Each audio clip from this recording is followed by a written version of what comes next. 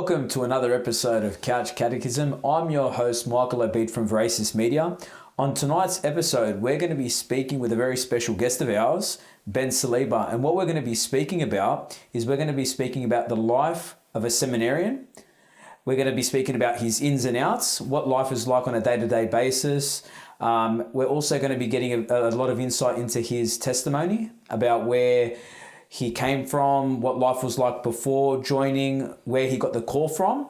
But before we get into that, can you please make sure that you like and share this Facebook link? And also, once it goes on YouTube as well, we do have a YouTube channel as well, Veracious Media. If you can please support us on that as well, because the more subscriptions that we get, the more we know you like our content and the more we're going to want to get involved in wanting to produce more for you. So welcome to the show, Ben. You're actually a fan of ours, yeah? You've seen probably all of the episodes? Seen them all. Okay, champion. And I actually get advice from you all the time. So like you've given me some good some tips on people to get on board. So I really appreciate that as well. But I appreciate your support mainly for joining us. And I really wanted to let you know that I've always been wanting to have you on.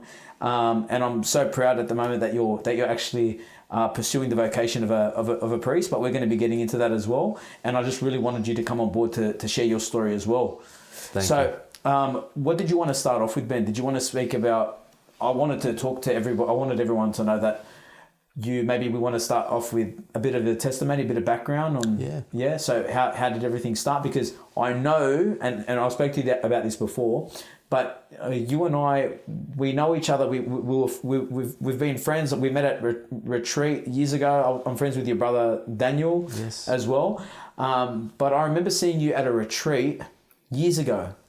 It was 2000 and maybe 9 or 10. Yeah, it would have been about that time. And you were in a relationship at the time. I was. And so can you, let's start off there. Yeah, so I suppose I've always been a church-going Catholic, and after high school, entering university, kind of fell away for a little bit. Graduated, was in a very successful job, was earning very good money, was in a relationship. I moved out of home. I was living in Coogee. I was living the high life. Wow. And it was actually my brother that you alluded to earlier that basically asked me some really deep questions about where I was going in life. And part of that, a very big part of that, was my faith and what I was doing and how I was worshipping God, or if I was actually doing it at all. So it actually sparked in me something that I thought, well, if I'm going to be a married man, a family man, I want faith to be quite a large part of my future. And when I started asking those questions, things started getting very serious. And my partner at the time, we didn't see eye to eye on those things. And it got to the point where it was so profound within myself that I was unable to live anything else. And so we amicably parted ways, and I started going on retreats. I started thirsting for knowledge. I started growing in relationship with God. And the more and more I did that, the more I just wanted to love him and serve the church. Wow. So you're saying that you were asked these very deep-seated questions that pretty much moved you. They caused something within you to the point that you knew that the relationship that you were in needed to be focused on God. And if it wasn't focused on God, then you would have to part ways. Was that hard for you to end? It was, because I think for not a major part, but the end part of the relationship, I was basically hanging on by a thread. Okay. I was more fearful of, what are people going to think if I break up with this girl? What is going to happen with the rest of my life? I was very set on being engaged and being married. And now God's thrown a spanner in the works. Yeah. But thank God he did. But was the relationship all smooth before that? It was. Okay. It was. So then you guys didn't really see eye to eye with the faith? No. Okay. And so what happened after that? So we basically started to grow apart. Mm-hmm. It was one of those things where I was being questioned on the things that I was doing within the church. One of the big things that I was doing was I was a very big supporter of 40 Days for Life. Okay. You had Paul Hanrahan on the show the other day. Yeah. Paul. Yeah. And it was just one of those things where, you know, I was met with a lot of criticism. I was met with, I was questioned quite a bit. Okay. And it was something that I wanted to do. Yep. It was something that I got heavily involved with and became passionate about. But not just that, there were other things as well. You know, going to church each Sunday, going to confession, all that kind of thing. That seemed a bit full on. It seemed a bit full on. Yep. And I don't blame anyone for what happened. It was something that was happening within myself. Yep. And I needed to stand up and pay attention. Okay. And were you feeling a calling to the priesthood at that time? Not at that time. Not at that time. So talk to us about how you went from realizing that you were in a relationship which probably wasn't really spiritually healthy for you, moving to want to be more involved within the church and giving your life up to God, to then wanting to make the big call. Well, without sounding too harsh, it was probably the easiest breakup of my life. Okay. Even though it was the longest relationship I'd been in. Wow. And I had all of these grand plans. Wow. Because what happened after we had decided to call it quits, I, for the first time in my life, I felt free. I felt free to worship. I felt free to spend 40 hours, 40 Days for Life. I felt free to go on pilgrimages. I felt free to do things without looking over my shoulder. Okay. And the more and more I did that, the more I became involved with my parish community, my local community at St. Felix at Bankstown. And I became integral there with regard to the youth group, the parish activity that was going on at the time. We were doing outreach programs, we were doing Bible studies, we were doing rosaries. The youth group actually was a very big part of me growing in the faith. Wow. It was youth and young adults. There was something special about that time. That would have been about 2012, 2013. Yep. There was something very special about that time at St. Felix because we had some structure, but we'd find ourselves almost nearly every night meeting up at the grotto at St. Felix and praying a rosary. Wow. Just because we wanted to. Wow. We wanted to be together. We love the fraternity. We love the fellowship. Yep. We love prayer and community. We loved all of that. Wow. And to this day, all of those people at St. Felix have been very big supporters of what I'm doing. Yep. And I'm so proud of who they've all become. Some have gone off to get married. Yep. Others are discerning seriously their vocation, religious life, priesthood. Yep. Others are discerning marriage. So it was a very beautiful time. And the more and more I got involved in that, the opportunity to do some missionary work came up in 2013. And that was with Queen of the Most, was that with Queen of the Most Holy Rosary? Queen of the Most Holy Rosary, and you had Badwi Musa. Badwi, hello, Badwi. You've had all the good people on this show. I feel like a little bit of a... Oh, mate, you're one of them. I'm very privileged. Yeah. I got involved with them. It's such a beautiful family. Yep. And so devoted to our Lord and Our Lady, and all of the outreach and all of the community work that they were doing. You could just tell it was just wanting to do it for our Lord. Yep. And I got involved with them when the Missionaries of the Poor came out to Australia to appeal for some aid after the big typhoon in 2013. Yep. And I actually went over on my own, and I was there for 8 weeks. Oh, wow.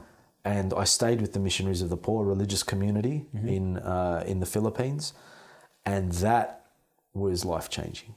Okay. To live such a simple, humble life in the midst of a well-paying job, a job that I love doing, a family business that I've got so much respect for my family that runs that business. They taught me so much about myself and about how to deal in business.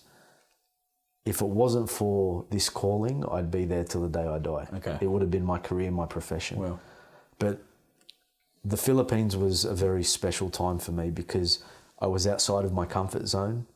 I missed home. It was over Christmas.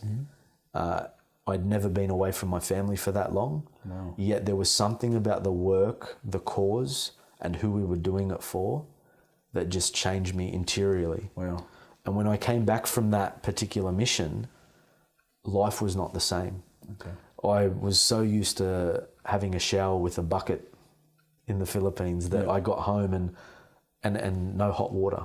Wow. And very limited diet. So used to having simple meals, not wasting things, not being wasteful. And it changed the way I lived. Okay. And I started to live for the weekend in another sense, where I was 5 days a week at work, but I couldn't wait to be part of the parish community again on the weekends, always wanting to do something. Wow.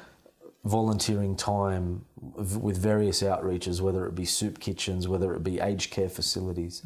All of that kind of thing started to occupy my life. And it wasn't until probably the end of 2014, beginning of 2015, that for the first time I thought, could I give myself in a life of service? And the initial thought scared me. Okay. Because I still thought, well, I think I still want to be married. I think I still want a family. Yeah. And that's all very natural and healthy to want. Yes. It's actually the opposite that people think is unhealthy. You know, a celibate priesthood, for example. Yeah. So I started thinking about the priesthood, and a lot of questions I had to ask myself, and I couldn't answer those questions on my own. My prayer life was amazing. I was doing a daily holy hour. I was going to mass every day. Yeah. But there are just some things that you can't do on your own. Yeah. And that's when I got introduced to spiritual direction. I didn't know about it. I didn't know it was a thing where you talk about your prayer life with a wise and holy priest or wise and holy religious. Yeah. I didn't know that was something. So I actually had an amazing experience with Father Peter Joseph at Flemington, where he was the first person I told, I think I'm being called to this. And he made an amazing suggestion. He told me to be gentle. He told me to take my time. He suggested that I offer a novena of masses, so 9 Sunday masses in a row, for the intention of clarity in my discernment. And it was an amazing thing that I went through for those 9 weeks, because when you pray, there have to be other factors involved in your prayer life. You can't pray and then live a life contrary to the gospel. Yep. You know, you can't pray and not fast. Yep. You can't pray and not give of yourself. Yep. All of those things, like a tripod, it'll fall over if one of those things are lacking. Yeah, true. So we needed all of that. So that was a big 9 weeks for me. And toward the end of that, I thought, well, I need someone that is going to be able to direct me in where I'm going with all of this. And that's when I'd had an existing relationship with Father Joseph McShane, who was a Franciscan friar of the Immaculate, who was based in Perth at the time. He's now in America. And I asked him to be my spiritual director, and I don't know what came over me. I had butterflies in my stomach. I'm like, how do you ask a priest or someone to be a spiritual director? Is it a weird thing? Is it an intimate thing? Like, what do you do? I know what you mean. I felt like I was asking a girl out on a date. And he was so amazing about it. I just asked him, I'm like, Father, I'm going through something at the moment. I need some guidance. Can I meet with you regularly? And he said, of course you can. And where was he staying at the time? He was in Perth. Oh, he was in Perth. So being in a high-paying job had its benefits, where I was flying over. Oh, wow. 3-4 times a year. Okay. But I'd speak with him on the phone, and I'd do all of that kind of thing. And he'd do some supply work for Father Peter Joseph at Flemington. Whenever he would come over. That's right. Yeah. So Father Joseph McShane has always been in my life since my reversion to the faith. And he gave me some great advice. And what I respected most about Father McShane was he didn't push me to become a Franciscan. He looked at me as a person. He saw my strengths and my weaknesses. He saw my gifts. And he said the diocesan priesthood is probably something that you're being called to. But you need to be the one to make that decision. He never forced. And that is a beautiful reflection of God the Father. There are options there. My freedom is respected, and I get to choose. But you don't just choose like it's an item on a menu at McDonald's. You need to give it some thought, some prayer, some time. And you need to also adapt your life to what you're considering doing. So in the year before I decided to make the application to the seminary, I chose to live a very simple life. Being a road rep, being in management, I would buy almost a new wardrobe every season. I stopped buying new clothes. I'm like, I have enough. I stopped going to fancy restaurants. These things are not inherently evil.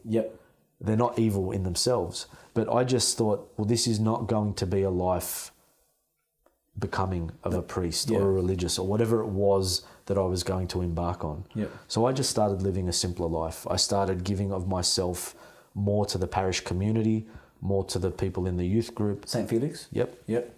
More to people that just wanted help. Okay. If it was on in Sydney, I was there. Okay. A large influence on me was Perusia Media. I would go to every talk they would have on. Oh, wow. You've given a few of those talks. Yeah, I have. Yeah, a couple of those. A few of those. Yeah. Guest speakers and they'd always make jokes when I'd walk through the door. He's going to clear us of our table of merchandise. I used to go and buy everything. Did you? I was a fool for it. I loved Okay. it.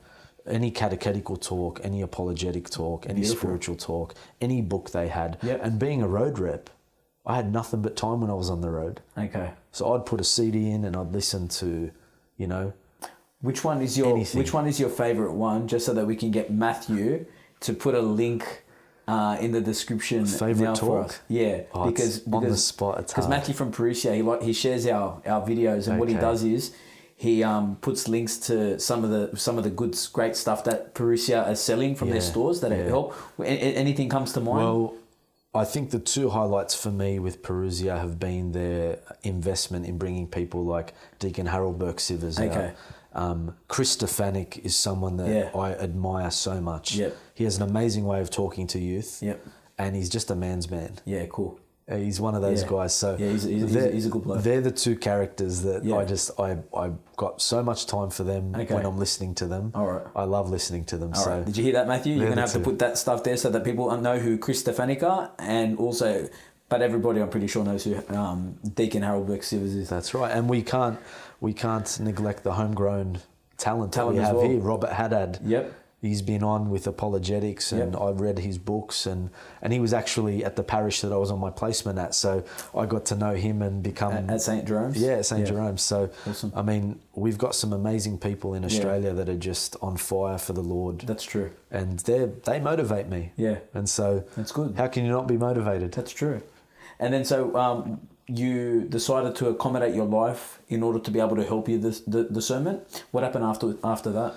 So I made the decision to make an application for the seminary. I kept that very quiet. I didn't tell friends. I didn't tell family. I think my brother was the only person that I told at the time. My brother and I are very close, and he was a pivotal part in my reversion. Yep. And so I kept it quiet. I made the application. I went through the process. I got accepted.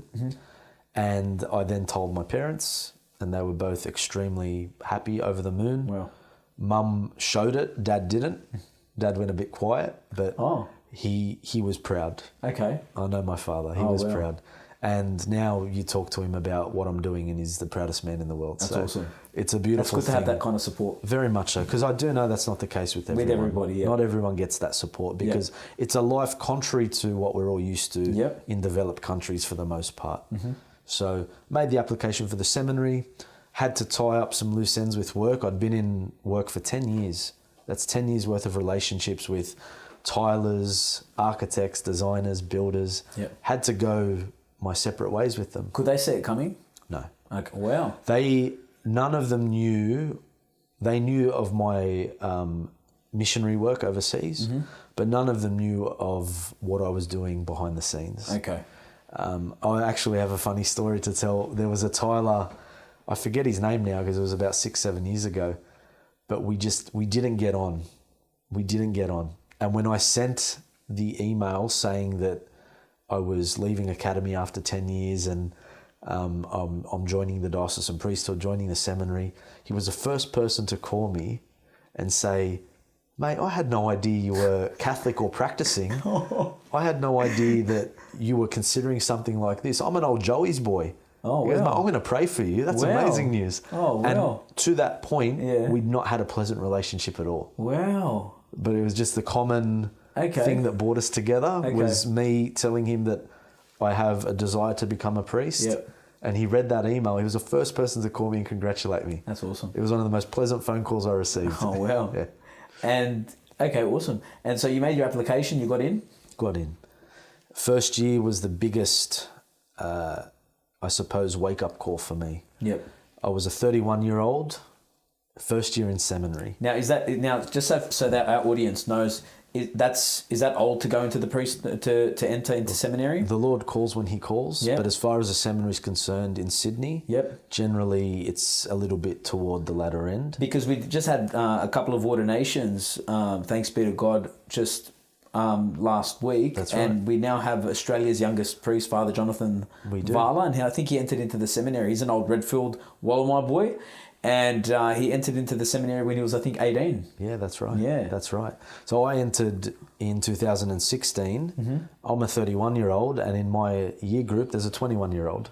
Wow. So there's a 10-year gap, but we're probably the closest. Okay. So it's one of those things where I entered at 31. I've got a wealth of experience in the business world, Yep. with my missionary work, with my parish. I've got a fair idea of what the priesthood is supposed to be. Uh-huh. I've walked in and we do something called a technology fast in the first year. Wow. So they take your phones off you, no TV, no internet, and it's basically a year for you to look at yourself, And to disconnect. and to really grow in your discernment. Yeah. And it's a fantastic year, an amazing year. There was so much growing as a 31-year-old Yeah. in that year for myself. One of the funniest stories to come out of that year was I would question the first year timetable quite a bit. And I'd say often, "Oh, Father, how about we do this or do this?" thinking I had the better idea. And my first year formator called me into the office of a Friday afternoon and said, "Ben, I understand your background. I understand where you've come from. Yep. But just stop trying to negotiate everything." Oh, wow. Because there's no negotiating there. No, Okay. but it was a charitable conversation. Yep. He opened my eyes to what I was doing. Yep. Because I was falling into a creature comfort or a way of life that I was most comfortable with. Okay. And it was in that moment that I thought to myself, you know what, you've given up your career. You're in this place so it can form you.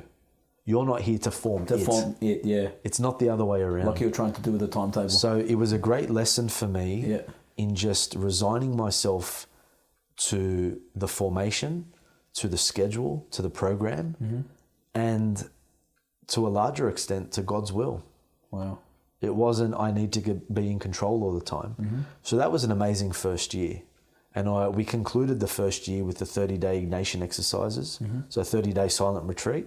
And where was that done at? That was done at the Schoenstatt Sisters at Mulgoa. Beautiful place. Amazing place to be for 30 days. Yep. And just to show you how God works, we're given advice on how to approach the 30 days by seminarians that have been there before us. And you take that advice on board, and they talk about having a good routine. So I took a couple of dumbbells and thought I'd do some exercise in a free moment or two. Yeah. And within the first couple of days, I pinched a nerve in my neck. Oh, so it wasn't going to be about that then? It wasn't about the exercise. Okay. It was about the exercises, the Ignatian exercises. Okay. And that was 30 days silent? Yeah. Wow. So the only time you'd have to speak would be with your spiritual director for 1 hour a day on what you're going through. Okay. And you had your spiritual director up there? That's right. Was he the same director for everybody? No. So we had a group of 8 young men. Yep.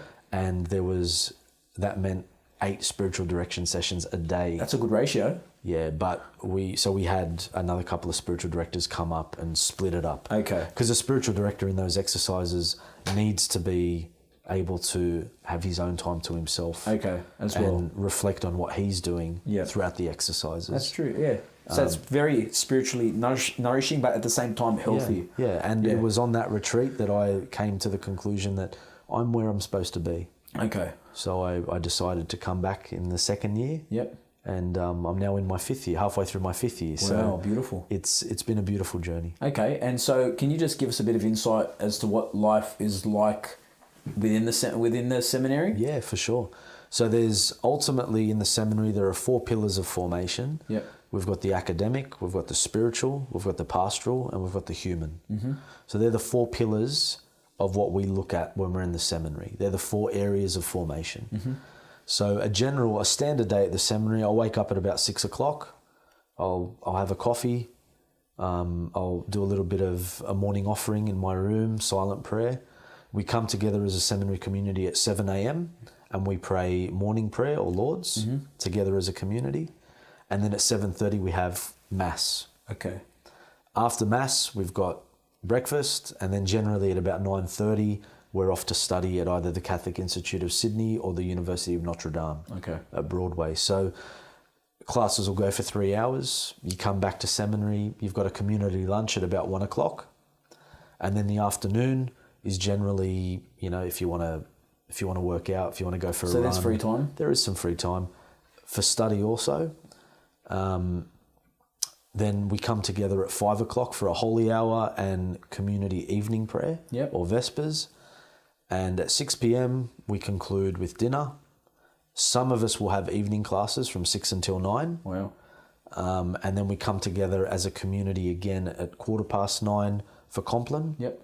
And then generally after that, it's recreation, reading, study, and then generally lights off about 10:30, 11. Okay. And so for those who don't know, Compline is night prayer, evening prayer in the office. Yeah. That's right. And so what's the academic part of the formation being like? So where are you studying, or where do seminarians study? I know that you said that they study at Notre Dame as well as CIS. Yes. Do you guys enroll into the universities just like other? Do you go to classes with other students and you're just part of the lectures and that's you right. submit assignments and things like that as well? We do everything a student does. No special exemptions. Wow. We have an academic dean at the seminary. Yep. So they map out our course of study over the 7 years. So we keep going. we generally will begin with philosophy. Yep. Which is generally about 3 years, and then we'll intertwined in that will be theology, scripture study, ethics, languages. So there's quite a bit to study. Okay. All very valuable, Yep. or extremely valuable tools to become a priest. So philosophy for me, like I was in a professional career for 10 years. I hadn't picked up a pen or a book. Yeah. So I came back to seminary, and that was one of my areas of anxiety. Okay. Was, how am I going to write an essay all over again? Yep. But the tools were there. They offered courses to kind of rehash my memory, and I'm writing essays now like it's second nature. Beautiful. So the academic side is fairly vigorous, but I've loved the study, and it's world class, the education. Yeah. I'm so thankful for what I get to go through. Yeah. That's the academic side. Mm-hmm. The human side, we do particular courses internally, psychosexual development, passions, virtues, vices. We go into things like that. Yep. That's very prevalent in the first year, the internal formation in the first year. And then the spiritual, that's generally something that we self-manage. Okay. But the seminary provides us with enough of a structure throughout the day to have mass, to pray the hours of the divine office. But also we see a spiritual director once a month. That was something that I was very used to. Yep. So that wasn't new to me. But then your own devotions, rosary, devotions, all that kind of thing. Okay. And then the pastoral side of things, which is very diverse. Yeah. So the pastoral formation gives you a general overview of the human condition. Okay. So, for example, you'll do some time in Sydney Catholic schools. You'll do some time in the public school system doing catechesis. Yep. You'll do some time in university chaplaincy. This year I did 6-month placement in a parish at St. Jerome's at Punchbowl. Yep. Where I was mentored by a priest that you've had on, Father Yep. Joseph Gideon. Mm-hmm. He was amazing. Yep. He taught me quite a bit. He was very insightful. Yep. And I got a real parish experience for 6 months, which I absolutely loved. And then now currently I'm doing hospital ministry work at St. Vincent's at Darlinghurst. And what's that been like? It's been intense. Okay. It's been intense. So I've spent the first 6 weeks at St. Vincent's Private, which is an amazing facility. It's like walking into a hotel. Yep. Private rooms, private en-suites, amazing. But I've got to have some really intimate conversations with patients. Okay. And that's one of the beauties of what we're going to be doing as priests. Mm-hmm. We get invited into the intimate lives of people, and they talk to us about their fears, their joys, their anxieties, a little bit of everything. I only just started in the public side of the hospital, which is a little busier, and they've got a lot more diversity when it comes to the wards, drug and alcohol, orthopedic, all that kind of thing. So there's very different. Does it get intense? It does get intense. And that is all the more reason to be spiritually aware, personally aware of what's happening in you when you're having these encounters with people. Because the conversations you're saying are very important between you and these people. You were telling me in the car as well on the way over here about a structure that you have set up at the seminary called your verbatims. That's right. Can you tell us a little bit about that? Yeah, definitely. So a verbatim is basically a recollection to the best of your ability of a conversation that you've had with a patient, respecting confidentiality and privacy. You can bring up the general themes of the conversation without using names and all that kind of thing. Yep. So you write it down to the best of your ability. Then you reflect on how it made you feel, what was going on in you whilst that conversation was taking place. Learning goals, things that you may not have been comfortable with and you want to overcome or learn more about. And then you present it to your group. So I've got another 4 seminarians and a supervisor. Okay. And we read it out. We basically role play it. Okay. And what that does is it opens up further insights into the conversation, potential areas of awareness that you may have missed, opportunities for things to transpire in different ways, picking up on particular things that the patient may have been trying to say but they didn't say. Okay. So it's a great tool for reflection and a great tool of growth for myself, and I've thoroughly enjoyed it. What have you learned? What's one thing that you've learnt most from this experience? When you are present with someone, be present to them. Yep. It's the most important thing. You were mentioning it yourself, that this is something that you've learnt also, is a person wants you there, they want you to listen. Yep. They want you to hear what they're saying, they want you to be present. Because as a person, and it's been said several times, I'm a representative of the church as a seminarian. Yep. So people feel comfortable talking to me, even though I'm not a priest yet. Yep. And I need to learn to be able to deal with that. But also I need to be able to be as energetic, as involved. I need to pay attention, not just to the person I'm speaking to now, but the person I'm going to be seeing in the next room. Okay. So it's very important to know to actively listen, to be present to the person, to not be worrying about what I'm going to have for lunch, or what the time is, or this conversation's making me uncomfortable. The conversation isn't about me. It's about the person. And if they've chosen to share an intimate part of their life, or their fear or their anxiety about having an operation, or the way that they're going to recover from an operation, I need to be switched on and alert and aware as to what they're going on about. So that to me has been a very specific thing that I've learned, but it's something that I will take into ministry with me for the rest of my life. And do you think that, I know that you say that it's special, but it's something that when you wanted to become a priest and enter seminary, did you know that these experiences were going to be presented to you, or that you're going to be taking an active role in this kind of ministry? I did know that. Yep. I mean, the priesthood and discernment of priesthood meant not just the way I live my life, but what is also expected of a priest. Okay. So having been around very good and holy priests, especially some very good, very gifted pastoral priests, I've been able to see what they do on a daily basis, what they're exposed to, how they deal with things, and you get the entire kind of gamut of ministry and what they're supposed to be on about, what they're supposed to be doing, ultimately bringing Christ to others. But seeing what they do on a daily basis, they could be baptizing someone on a Saturday morning and then a funeral on a Saturday afternoon. Wow. You've got the joy of someone's life in a marriage versus the grief of something someone might be going through the loss of a family member.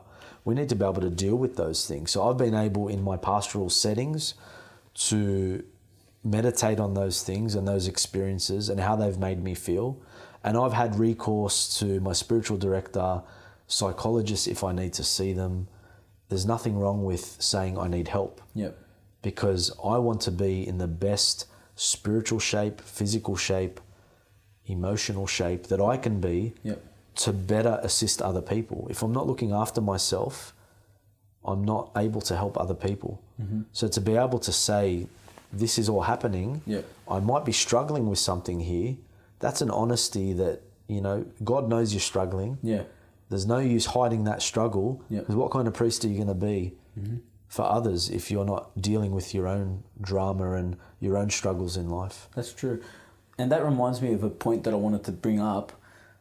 For those people who are watching right now and are thinking about all the glorious reasons as to why they would probably want to become a priest. And I was mentioning it to you before that, like, when I first got into the faith, I was very passionate. I was very good at speaking, for example, and I'd somehow always be able to draw some sort of a crowd. And I thought, you know what, if I became a priest, I'd probably like to just go out and just evangelize and give homilies. In reality, it's not like that, is it? It's not. Yeah. It's so not. can you shed some light on maybe some, probably some ideas that you had about the priesthood, or some ambitious reasons that you had for wanting to become a priest, and how they've kind of developed and changed? Most definitely. Throughout your seminary life? Yeah. So I suppose it's very natural, firstly, to be ambitious, to have this ideal of what the priesthood should be, how you're going to be a priest and what you're going to do in your own ministry. But the ministry isn't yours. So there is an element of romanticism when you enter the seminary. Oh, well, I'm actually here.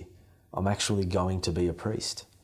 And you may have your own ideas, like you may be a gifted preacher or a gifted talker. You might be amazing with people one-on-one. But you start to see very quickly that what you have as a gift is to be used for the glory of God. And it is only one component of what the priesthood is. And the priesthood is the priesthood of Jesus Christ. It's his priesthood. He instituted it. It's not ours. It's a gift. And most of the ordinands this past weekend in their masses of thanksgiving referred to the priesthood as gift. And that's what it is. So for a person that is maybe overly zealous or has an ideal of what should happen, I wouldn't say that that's necessarily a bad thing. If you're faithful to the seminary program, or in general, any kind of formation, it might even be a religious institution for a young lady discerning religious life. There may be something there that is an ideal, that is something that you believe you're going to be able to do, but ultimately, you'll probably get an opportunity to do that down the track. But 7 years of formation, or 10 in religious life, whatever it might be, that's really going to, iron out the creases. True. So anything that may have been not of God, anything that may have been ambitious or inwardly focused on yourself, your talents, your gifts, I'm going to be the best priest because I'm doing this, that'll all be ironed out in your formation. So it shouldn't be a deterrent. It shouldn't be a primary motivation, but it'll be ironed out. So to those people, I would say, if you feel as though you have a vocation to either religious life or the priesthood, seriously consider what your gifts and talents are, but understand that there may be times that those gifts and talents can also be a downfall. And the seminary or any kind of formation house is a great institution or environment for you to look at that kind of thing. So not all is lost. That's awesome. Now, what would you say to those people who are wanting to discern the priesthood? Or actually, here's another question that I had in mind for you, because sometimes I fall victim to this. Sometimes when I want to call a priest to ask them something, or if I want to ask whether they want to come on the show, they don't answer, and they're busy. And I've learned in the last couple of years, because I know priests and I talk to them, and I know how busy their lives are. But at one point I used to think that all they have to do is wake up and say mass, and they got the rest of the day to themselves. That's not the case, is it? Not at all. So can you just tell us, like, from your placements and from what you've experienced over the last couple of years, how busy is it? Or how busy is parish life? It's busy. It's as busy as you want to make it. There's always things to do. Always things to do. I mean, the parishioners will only see Father at Mass and then think, oh, well, there can't possibly be much more that he could be doing. But within your parish boundary, you might have nursing homes, you might have hospitals, you've got schools that you're obliged to, primary and high schools. You've got a lot to do. Yep. You've got preparation for the sacraments, you've got weddings, you've got funerals, baptisms. There's quite a lot there. Yep. And there's also your own prayer life. Yep. A priest, the beautiful gift of priestly celibacy is that you're exclusive to not one person but everyone. Yep. That's the beautiful gift of it. And in the priest's prayer life, he brings to mind all of the people that he serves. Wow. Every day he says Mass, he's offering it for a specific intention. He is holding God in his hands every day at Mass, which is a beautiful thing, and it's what people see. But he's in the person of Christ. He's there to administer the sacraments, but also be a living witness to the community at large. And so the priest that isn't visible to his community, that isn't visiting the schools, that isn't visiting the nursing homes, that isn't available, that allows the phone to ring through to the answering machine. I mean, I'm not here to judge. They might have a reason for doing something like that, but I mean, you've got a pretty busy day if you want it to be busy. And you can be busy 6 days a week. 7 days a week. It's there. And I suppose that's the importance of good balance, proper self-care. And now, sorry, I was going to ask you also, like, and because I'm just trying to think of what the audience might be asking, in terms of you yourself, because you're a seminarian and we want to know how your mind is working, how it's been going through the last couple of years, what you've been thinking, how you've been feeling. Do you get like roller coaster rides in terms of like waking up and like, you know what, I don't think this is for me, and then going to bed and going, you know what, that was a fulfilling day after, for example, going out to St. Vincent's Hospital and getting exposed and speaking to people and seeing the human side of the world and getting into these kinds of relationships and pastoral ministry. What's it like? Has it always been a consistent, yep, I'm confirmed in my decision, this is what I want? Or do you get those ups and downs, those moments of doubt? I suppose on the surface, that happens all the time. Okay. The moments of doubt, the ups and downs, all the time it happens. But I've learnt in my experience in prayer and through the seminary and what they've taught me, the one thing I always go back to with my vocation is the peace that it gives me. Okay. So I can be having the worst week, I can be having the worst month, I can be having the worst half a year or the worst year in general, where things just don't seem to be going right. But there's an underlying peace that says, Ben, this is where I want you. Okay, well. And if I was to ask you, for example, when you're looking forward towards the goal, what's probably one thing that scares you about actually becoming a priest? Because you're 5 years in now. You've got another year of study, then you're probably going to be ordained to the diaconate. And then after that, you'll be a priest, God willing. What's one thing that scares you about the priesthood?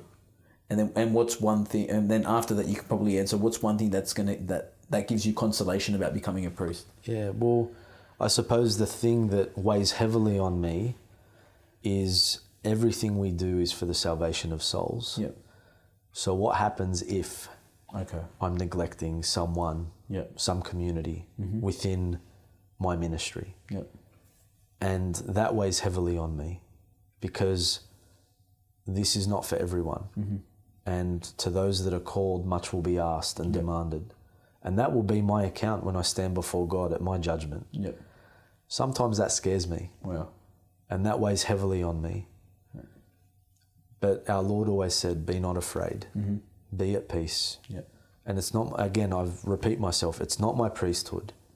If I'm doing the best that I can do every day, and this is something that one of the brothers in the Philippines taught me, when I saw the devastation of that typhoon all those years ago, and I went over with a measly 17,000 Australian dollars to help them with a water pump, I thought, this is not enough. This is not enough.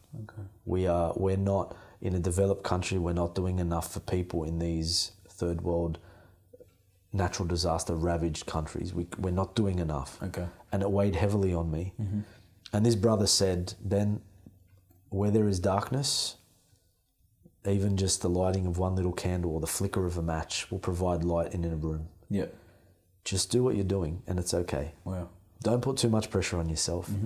that has basically been my motto Okay. since entering seminary. That's very good advice. If God wants me to be here, Yep. I'll be here. He will use my gifts, and I will allow him to freely use my gifts Yep. to glorify his name, and I will serve the people as best I can. Yep. I will lay down my life, just the way you do for your wife Yep. and your family. I will lay down my life. And that is physically seen on the day of ordination, Yeah. where the priest prostrates before the altar. Yeah. And it's one of those things that I think about and I go, I'll lay down my life because our Lord did it, and Yeah. he's given us all a great promise. Wow. I don't have to change the world, but I can do my best to love people, and if that can bring them closer to Christ, then I think I've done a good job. Beautiful. So That's beautiful, and I hope that happens. And what would one thing be that you're looking forward to, or what are you most looking forward to about the priesthood? it's such a great gift. It's too big Yeah. to name one thing. Okay. Obviously, to say the Mass, Okay. to turn something that is just a mere wafer and wine Yep. into the actual body and blood of Jesus is Yeah. going to be pretty powerful. Wow. To be able to extend God's mercy through absolution in the confessional Yep. is going to be massive. Yep. And just to be a representative for Christ and his church, which we're all called to be, Yep. but on that particular level of priest is pretty special. So, can I get your thoughts then on the government and certain ministers within Parliament in every state, because they're trying to get priests to break the sacramental seal, for example, and in some states they've actually made it illegal for people to be for priests to maintain the sacramental seal. So just so that everybody knows, the sacramental seal is inviolable, meaning that it can't be broken, and it means that priests are bound to keep whatever's told within the confessional secret or privy. And so there are now 4 states in Australia, I think soon to be 5, which have mandated for priests that if they are told anything of a sexual abuse or something to do with that nature, that they have to reveal it. What are your thoughts on that? Does that scare you? Did you always see this coming? What are your thoughts on this? I mean, I don't think it's anything new. Yeah. Persecution in the church has existed From the very beginning. God will look after it. Mm-hmm. He will look after it. The thing about the government is that it's very easy to criticize them. It's very easy to... And I've seen the energy of a lot of people, and it's fantastic. Mm-hmm. Write to your local members, write to sign petitions, do all that kind of thing when it comes to the government, because signatures and votes are what they worry about. Yep. Okay? But what I might add, just as a little caveat, is as much as we might criticise or be concerned, I certainly hope we're praying for our elected officials. As well. If you're going to criticise, you better have the energy to pray for them. As well. Yeah. Yep. It's needed. Mm-hmm. They need your prayers. Yep. I don't agree, but they need your prayers. Mm-hmm. And I'm reminded of the prophet Isaiah. Mm. You know, my ways are not your ways, my thoughts not your thoughts. The government don't understand the confessional. Yep. They don't understand the seal. They don't understand that this is an intimate moment between a penitent and God. Yep.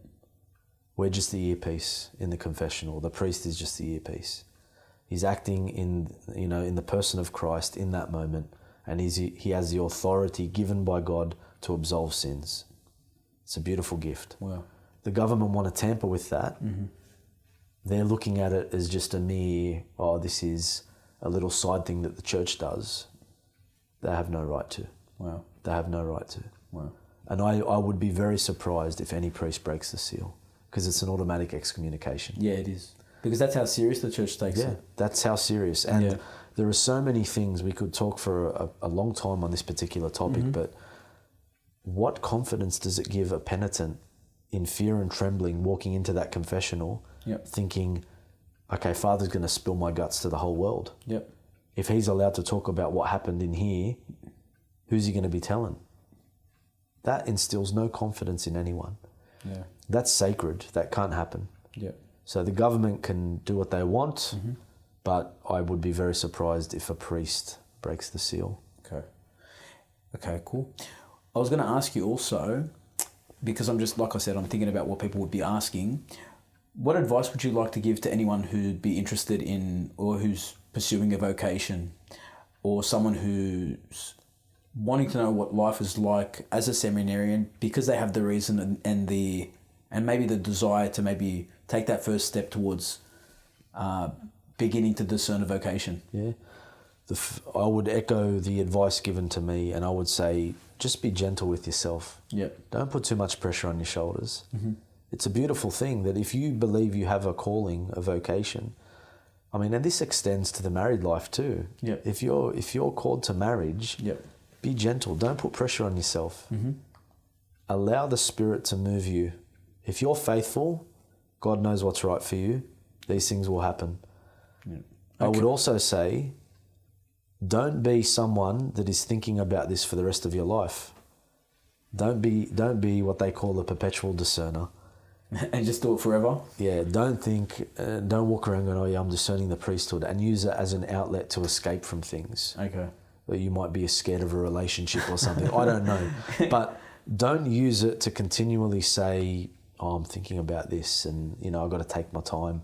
There will come a moment, and this is, I think, the problem people fall into when they discern things. They want a sign.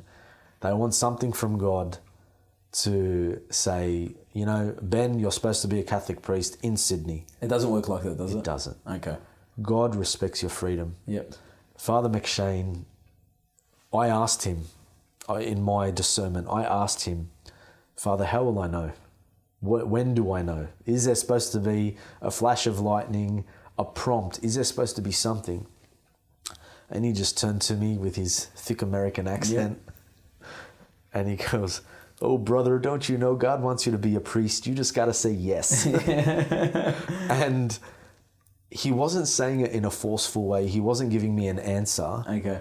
But knowing me intimately, knowing my life, knowing what I'd gone through, knowing what I had done the last few years with missionary work, with my time at the parish, with my prayer life, knowing me on that level. He knew. The answer was right there. Yeah. It was there. Okay. There's no special moment where you go, yes, this is what I have to be. Yeah. And it's different for everyone. Maybe someone will get that. Yeah. But for myself, it was a gradual working into, this is what God is calling me to do. Okay. And the more and more I sat with the idea, I alluded to that peace that sits deeply within me. Yep. That started just to grow. Okay. And it almost exploded to the point where I'm like, this is something I have to do. Yep. Now, I would say that some people may be scared of that because they know no other way. They had always thought to themselves, I'm supposed to be married, or no, this isn't the life that God wants for me. I would also give the advice, just be generous. Yep. Just because you walk into a place of formation, whether it be a seminary or a convent, whatever it might be, they don't lock the door and throw away the key. Yeah. You're not forced to be there. You're not stuck there. You're not stuck. If you have an inkling, if you have a desire, if it's been on your mind, do yourself a favor and be in contact with the vocations director, be in contact with a particular religious community, and ask if you can go have a look at the place. A lot of them do that now. A lot of them have formation weekends. The seminary certainly does once or twice a year, where young men are able to come and spend a weekend at the seminary, be in communal prayer with the seminarians, have a look at things, see what life is like, And sorry, how often does that happen? Does that happen once a year, or are there certain parts of the year I think where it's that can once happen? or twice a year. Okay, because for people that are interested, so who would they get in touch with? How would they find out about it? How would they enroll? So the current vocations director of the Sydney Archdiocese is Father Rapelli. Yep. And he works for the vocations office. Okay. So they've got their own website. You can look that up. Yep. They're the people, you just say, oh, I'm interested in what's going on in the diocese. And they promote other things. They promote family awareness and courses on marriage, and they talk about religious formation houses, and it's all there. So, we talk about test driving things. Yeah. There are some things that you just can't test drive. But what you can do is be informed. Okay. And God wants you to make an informed decision. Yep. He wants you to be prayerful about your discernment. He wants you to be well informed. He wants you to be comfortable. Ultimately, he wants you to be happy. Mm-hmm. That's the calling. Yep. That's the reason we're here and now. Yep. Because we're moving towards something. Yep. So if he wants you to be happy as a priest or a religious sister, then you'd be silly not to explore that. Yeah, true. But I think we're faced with a lot of fear in the day and age that we live in, where there are certain expectations put on us, whether it's by the culture, by the media, by even sometimes our own family members. There's an expectation there, but they're not the ones living your life. You're not on this earth to please other people. Yep. You're on this earth to glorify God, Yep. to know, love and serve him. Yep. That's why you're here. You do that and you've got eternity with him. Yep. That's the end game. That's what we're here for. And so that's very important. When it comes to vocation and discernment, you want to be well informed. And so there are opportunities to do that. And the way that the system works with regards to the vocation is that it's never ever pushed on you. You're never rushed. It's a process whereby you get even people who discern out of the seminary life even a couple of years in. Is that right? That's right. Yeah. So for people thinking that as soon as they make the decision or they tell mum and dad, I'm thinking about becoming a priest or I'm thinking about being entering into the religious, there's no harm, and I've heard this advice from priests that you can try it out, see how you go, but always be open to the possibility that even 4 or 5 years in, it might not be for you. That's right. Is that right? That's right. One of the things that they recommend, even in the application process, is don't have a going away party. Oh, okay. Don't make it like you're going to disappear off the face of the earth. Okay. It's one of the. It's a practical piece of advice. Yeah. Because you're making a big step, a very courageous step, but it doesn't mean that you're automatically there. That's true. Because what you're actually doing in your discernment in the seminary is making concrete what was once just a thought. Okay. So in the seminary, you're actually basically living the life. Yeah. And that's where you get to properly discern. I said earlier, I was doing a holy hour every day. I was going to mass every day, but I still had the distraction of work. I still had the distraction of a social calendar, doing what I wanted to do when I wanted to do it. That's true. I was still very much in the driver's seat. When you're in the seminary, you adhere to a rule of life.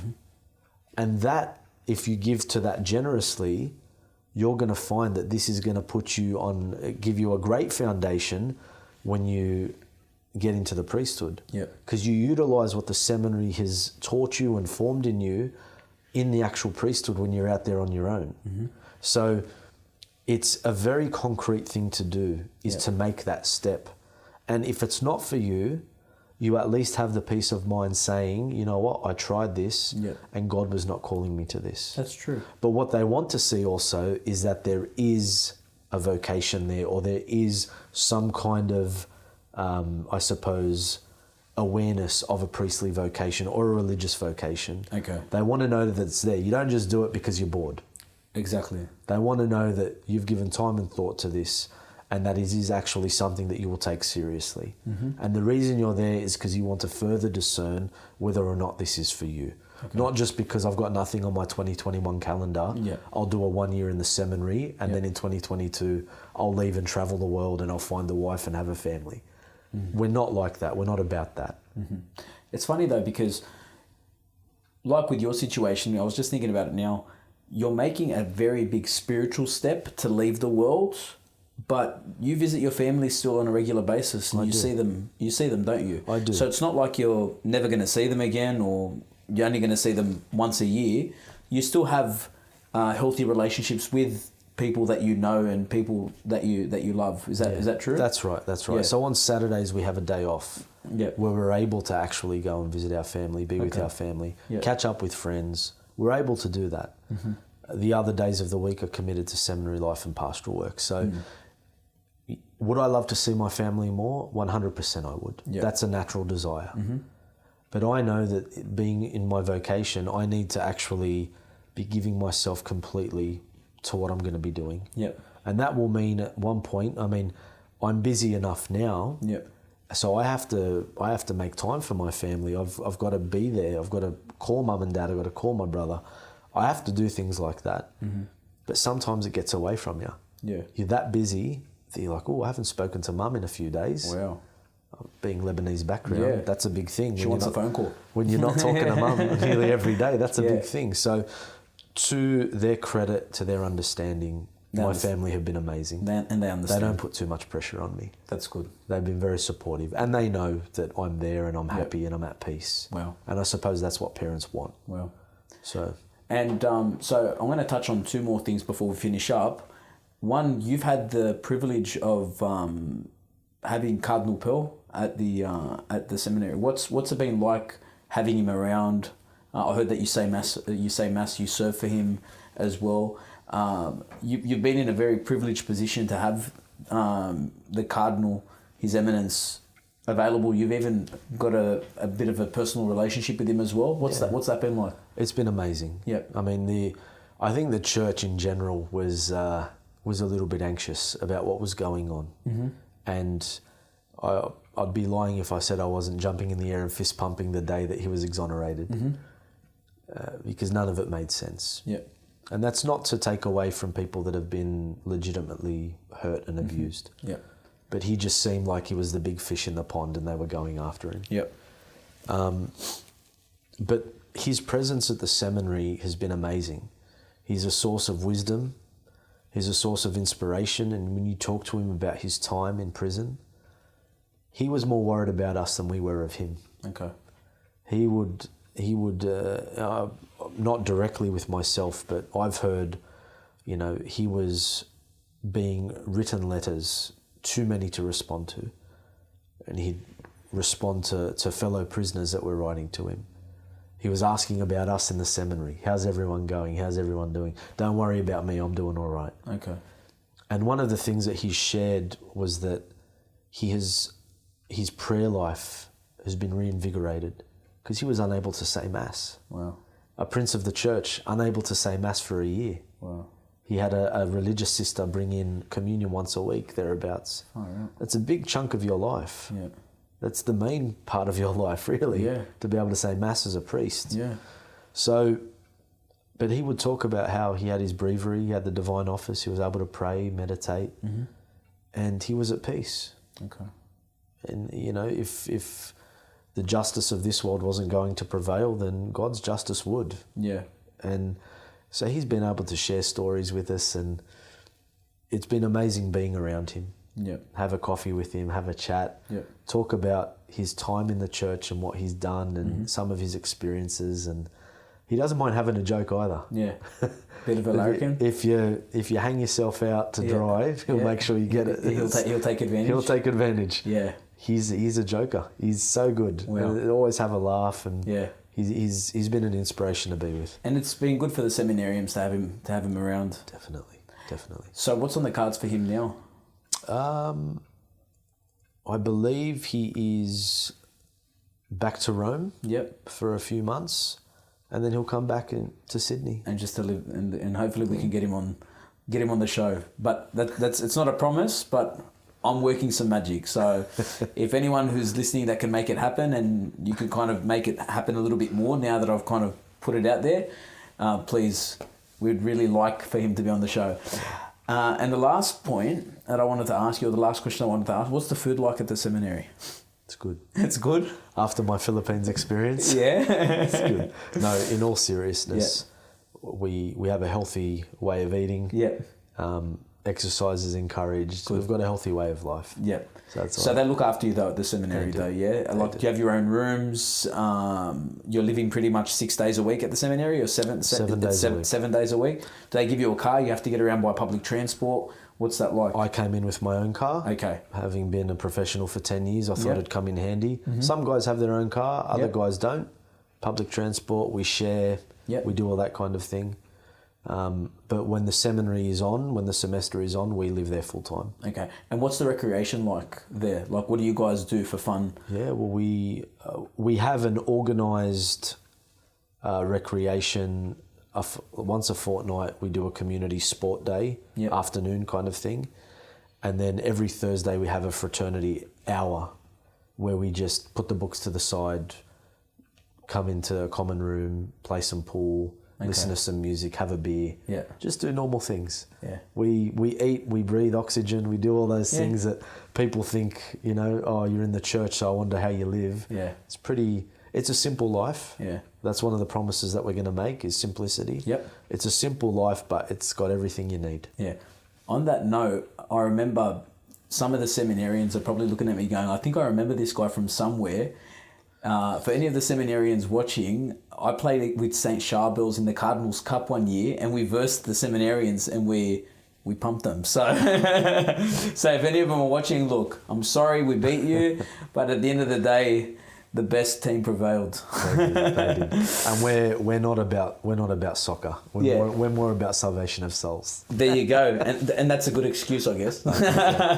It's been great having you on the show, Ben. Thank you very much for sharing some of your great insight into life as a seminarian with us. Is there anything last things that you wanted to say? Any last bits of information that you want to mention? Yeah, look, I've got a real passion and love for youth and young adults. Yep.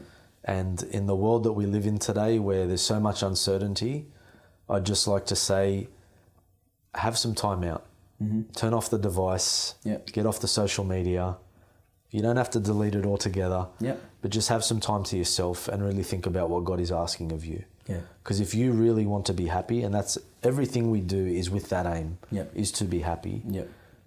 We're distracting ourselves too much. Absolutely. And we're missing out on amazing opportunities, grace-filled opportunities. The Lord might be asking something very special of you. Mm-hmm. And if you're making excuses, you're always online, you're always wasting time. Mm-hmm. If you're doing all of that, you're going to miss out. Absolutely. So really listen to what the Lord is saying and don't be scared. Be not afraid. Be not afraid. And that's a good point to end on. Thank you very much. Guys, thank you very much for watching another episode of Couch Catechism. I'm your host, Michael Obeid from Veracious Media. Make sure you like and share this video. And also on Seminarian Ben's note, it's very good to have some downtime from social media, but when you decide to use it, make sure you're tuning into Couch Catechism and Veracious Media. I'm your host, Michael Obeid. Thanks for watching, and we'll see you again next week. Hi, I'm Father Daniel Russo, and I'm here with the team of Veracious Media. What's fantastic about this initiative is that it's an Australian-based catechetical resource. In other words, it's our Catholics right here at home who are teaching us about Jesus Christ in an uncompromised way. We're learning the fullness of the truth and nothing less. We're also supporting our local priests, nuns, and laymen and women and empowering them to be educators in the faith, to be evangelizers. So by supporting this initiative, you're supporting the church in our country. So get on board and support Veracious Media.